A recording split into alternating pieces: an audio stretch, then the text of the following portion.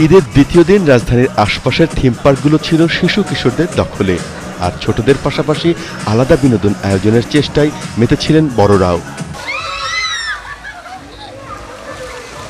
Fantasy kingdom, নন্দন কিংবা dream হলিডের মতো theme পার্কগুলোও তাই সেজেছিল বর্ণিল সাজে।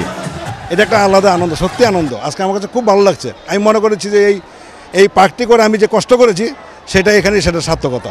এসব পার্কে অস্ট্রেলিয়ান ইমু পাখি, ষাঁড়ের দৌড়, এয়ার সাইকেল, রেলগাড়ি, ওয়াটার বোট কিংবা টাট্টু ঘোড়ায় চড়ে শিশুদের সাথে বড়রাও মজা করেছেন।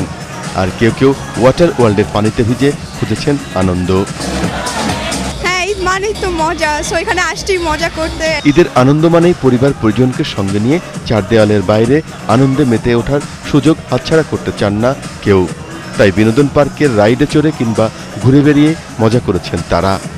আর তাই বেয়ারা বৃষ্টিকেও রোমান্টিকই মনে হয়েছে দর্শনার্থীদের কাছে।